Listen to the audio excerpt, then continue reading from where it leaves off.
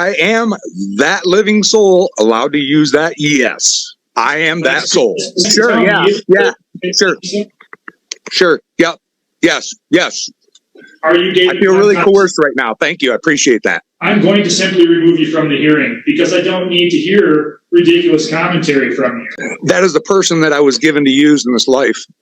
And that proper style is upper lower case in accordance with SPR 89363, which is a court order to the full faith and credit.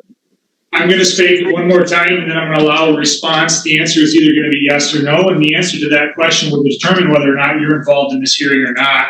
But I don't allow ridiculous comments to be made, and I don't allow litigants to control the method of this court proceeding. Instead, I ask simple identifying questions because I've just called a case, and the case is called Katrina Thompson versus David Thompson. If the answer to the question that I'm about to ask is yes, you're going to be entitled to proceed and be heard in this case. If the answer to the question I'm about to answer is no, you're not associated with this case and you won't be able to be heard. So the answer to the question is, are you David Glenn Thompson? I am that living soul allowed to use that? Yes. I am that soul. Mr. Thompson, it's either a yes or no, or you're not going to be involved in the hearing. Let me take it a step further and let you know what happens if you are not David Glenn Thompson. My next question will be, is there any other David Glenn Thompson in the courtroom or otherwise? If I hear the answer to that question, no, it's likely that the court will issue a bench warrant for non-appearance. So it's your last chance to tell me. Sure, yep, yes. Are you David? I feel really coerced right now. Thank you. I appreciate that. Are you David Glenn Thompson? I believe I just answered that with a yes, and I feel really coerced right now. Mr. Thompson, I'm not going to allow ridiculousness to control the day in this court proceeding. I don't view this office as needing to allow that, and the law doesn't view this office as needing to allow it. I have a simple and straightforward job to proceed with. If you make that job difficult or impossible, I'm going to simply remove you from the hearing because I don't need to hear ridiculous commentary from you. So when I ask you if your name is what you're listed as on this docket and you tell me you feel coerced, I respond by indicating this. You can participate in this hearing if you're reasonable. If you're not reasonable, I'm going to remove you from the hearing. Am I clear? Well, I do apologize. You're very clear. I'm just trying to correct errors upon your record. This record, again, Mr. Thompson, is clear, and it will be more clear if you let me proceed further past what should be fairly innocuous, which is whether or not you're a named party. Now that we've gotten past that rather innocuous, fairly clear point, the next really clear point is this. You're here today, Mr. Thompson, because there's an allegation that you've not been paid to support as ordered by the court. If you're found to have not been making reasonable payments out of your available income, the court could hold you in contempt, and contempt is punishable by potential jail. In this case, we're also here to address a bond that you had previously posted. So, when you posted a bond, I ordered that a hearing would be set today. When I set that hearing, it's to address several things. Number one is to address the issue of contempt and whether or not I should forfeit the bond that you previously posted. The order specifically indicated to you why we're here, but because there appears to be difficulty in you understanding that, I'm going to go through it. Defendant is required under the terms of that written order that you got a copy of to show cause why you should not be held in contempt for failure to comply with the court's order. If you fail to appear, you can be found in contempt and a bench warrant can be issued. If contempt is found, the court can apply any enforcement remedy allowed under the law. The bench warrant is discharged. So again, that's the requirement of the prior order. It enunciated clearly that you were going to appear here on December 5th, and I'm glad that you're present to be able to address those issues. So, Ms. Spillane, let's start with the bond. From the friend of the court standpoint, are you asking the bond to be applied towards any outstanding arrearages? Yes, sir, we are. Mr. Thompson, did you hear the suggestion by the friend of the court? I did, and unfortunately, I did not put the bond up. A friend of mine put that up. I'd prefer it go back to them. Well, the bond is required by statute, Mr. Thompson, and the reason it's required is because when you have outstanding arrears, the law says that if I issue a failure to appear bench warrant, as I did in this case, that I have a statutory duty to impose a bond in the amount of 25% of the outstanding arrears or higher based upon my determination. So the amount of the bond that was posted on your behalf. It's going to be ordered to be forfeited towards the outstanding fines and outstanding child support arrearage.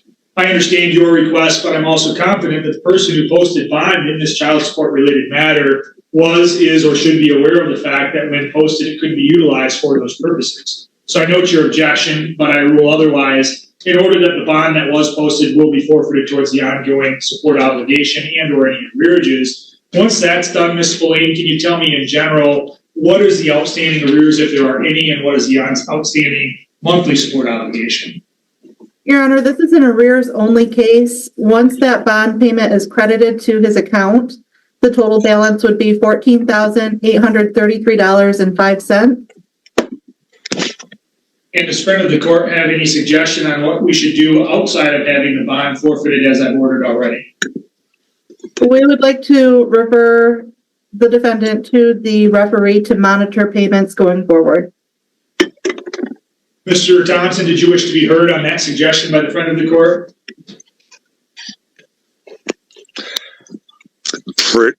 I don't even know what to say.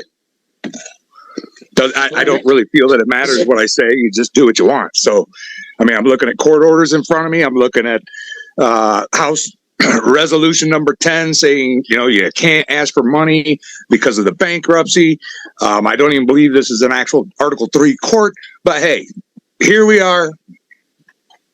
And I'd like to know what happened to the promissory note that was sent in 2017 for $20,000 gold equivalent, registered mail to Clerk DeViter, I think it is,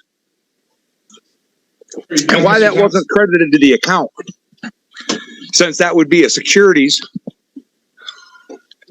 under these laws here. So the court would note that I've exercised my discretion to mute Mr. Thompson. I'm going to do my best to explain why.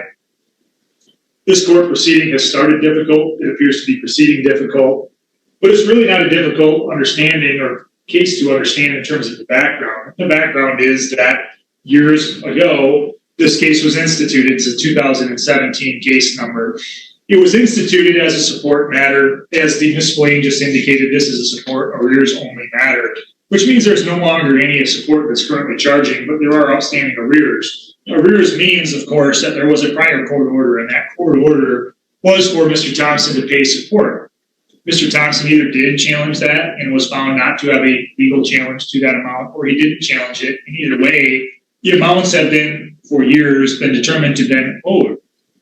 The amounts have not been paid, however. And even after this $5,600 bond has now been forfeited, the total of arrears are $14,833.05.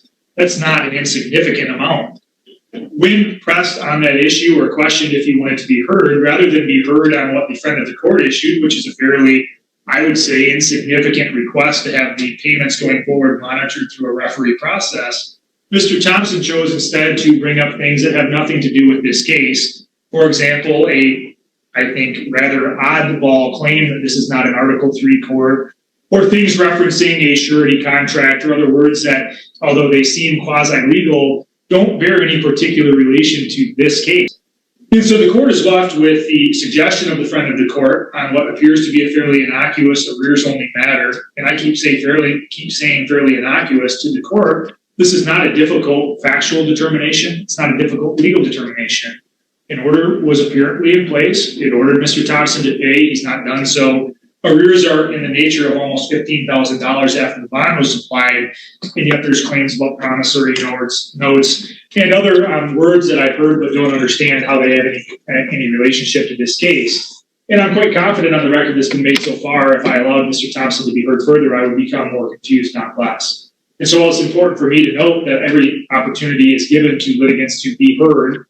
Those limitations, some limitations on that right to be heard, are present in this case, and that is, I allow litigants to be heard if it's responsive to the question set forth. If it's not responsive or relevant to the question set forth, I don't find it helpful. And I wouldn't find it helpful if the friend of the court offered things that weren't relevant to the issues at hand either. So again, the court has exercised its discretion to bar any further oral argument by Mr. Thompson. Instead, I'm going to follow the suggestion of the friend of the court. I'm going to refer this case to the referee docket for continued maintaining and watching over whether or not these payments are made going forward. I will, of course, maintain jurisdiction over this court, over this case. I'm simply referring this case to the referee for further proceedings, and I'll also sign that order once it's presented by defendant to court, ordering that the bond that was posted on Mr. Thompson's behalf is forfeited towards the outstanding arrears only in this matter. Do you have any questions, Ms. Blaine, on this case? No, sir. All right, thank you. The court is recess on this matter then.